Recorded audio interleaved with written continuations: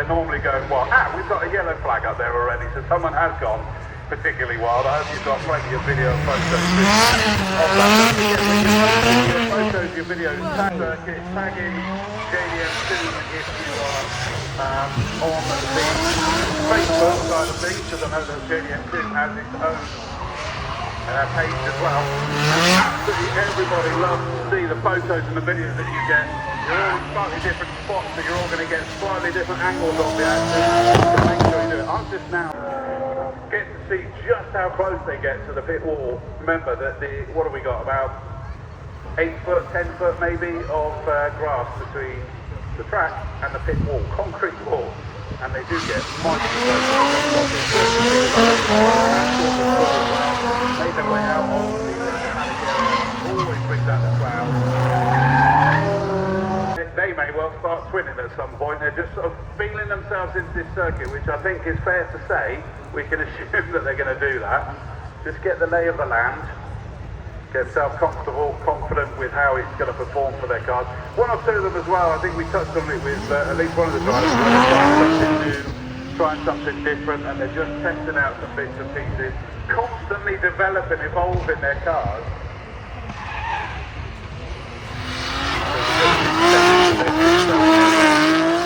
At the moment to get themselves comfortable and used to it.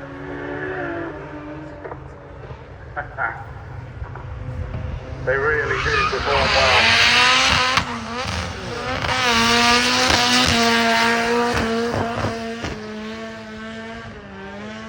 Such a wonderful race car. It's so interesting when they I was thinking to him, and you look at that car and it just looks like a little pocket rocket.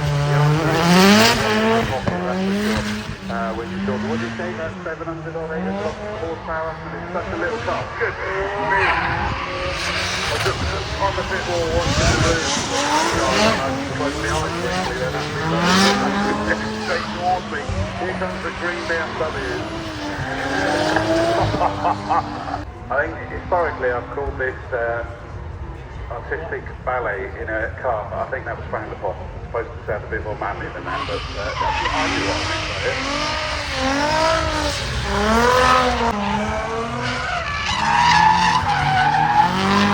I think I did like Tokyo Drift, wonderful looking car. What's your name? Ashley. Speak to Ashley. Speak to Brad car. Yeah, it's very good fun. And yeah, I love it, the fact that, yeah, clearly lots of it are proper race car, drift car, but then there's some bits that make it look a bit more road car-like. Is that deliberate? Yeah, we still like a bit of music as we're going around, and believe it or not,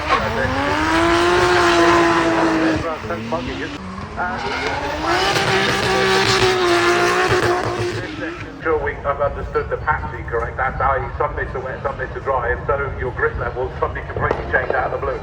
100% on this track is the dry is incredibly grippy and the wet is very much a balance of some grip and no grip. So yeah, you go from a very patchy bit of wet, which is nice and slippery, then you hit dry and it can quite quickly snap you straight. So it's just getting a feel for the track.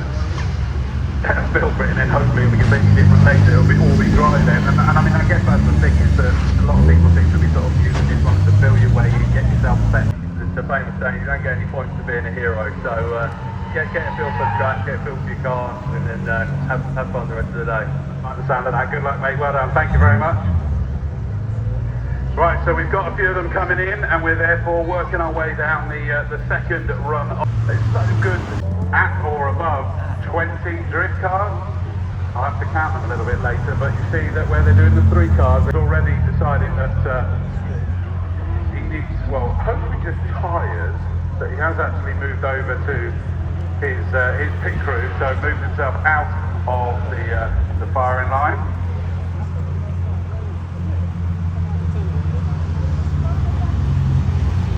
Maybe just sort of looking at a few drops of rain coming down now, which was not what I said in the brochure, so I'm not sure what's happening there.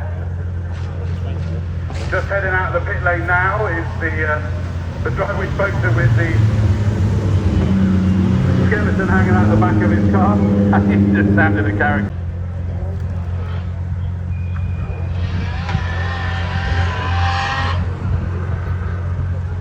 So we've got heading out the pits now. This is the nigh on 1,000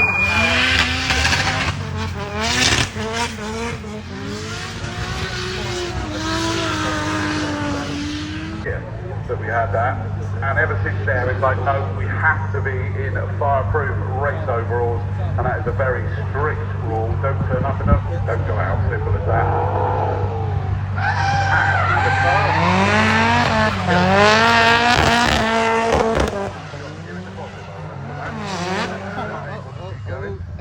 Whoopsie.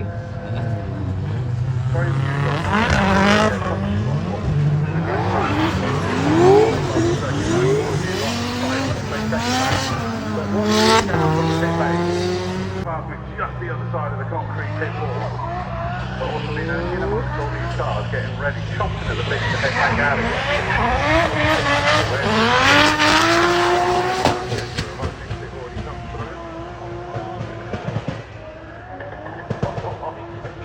I could see the front of a car very clearly there.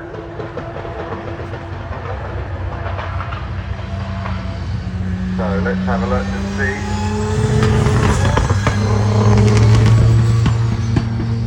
One or two just going steady down the start-finish straight. They'll have had a few Tony's Wild rides somewhere on the circuit and they're just steadying themselves down. Right, here comes the chaser towards us. Hopefully it's not destined for the pit lane. Let's just have a look. Nope, he's going sideways. Here we go. He's getting his steering now. That's the one weird.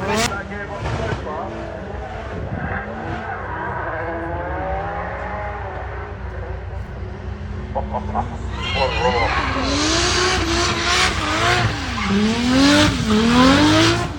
Here comes. Going up Avon Rise in towards Quarry. It looks like we've got a pair of cars working together, twinning. That might not be intentional, but it certainly looks like they are at the moment.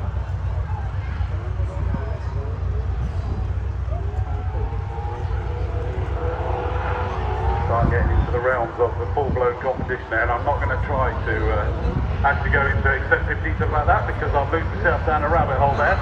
Not entirely sure what I'm talking about.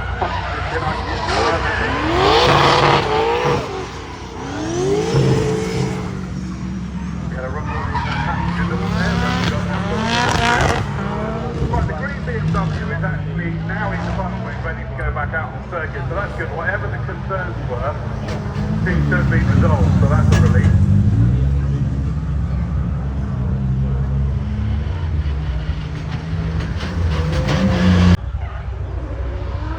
The good news is the full of 370Zs, and of course they're the 350Z, the originals, and they have got themselves back line of serve, so you've got to assume they're going to work together.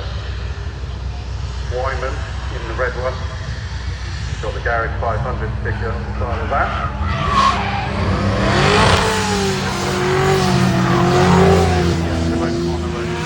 And I know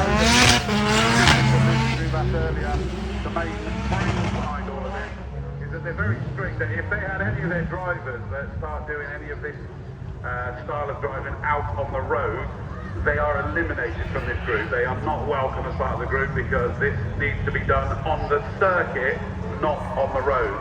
And there's plenty of opportunities to be able to do this. They have airfield days, they have all sorts, as well as the circuit. And I think they struggle a little bit every now and again to get places because one or two maybe give them a bad name, which is why it's very strictly controlled. So if it's something you're interested in getting involved in, know that it is by design. Friendly, but strictly controlled so that nobody see all base once they finish these sessions base against the hedge at the back of the paddock area. You'll see them all there, and they are more than happy to have conversations with you. If it's something you want to find out more, if it's something you want to get involved with, then go and have a chat with them, and they'll let you know how you can come along. I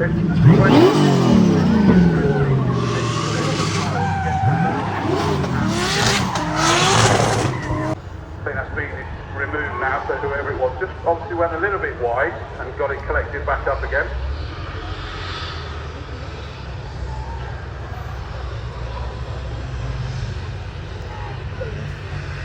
So we've got more and more of them making their way in. Does only look that we've got one that's working on. He's getting his hand dirty.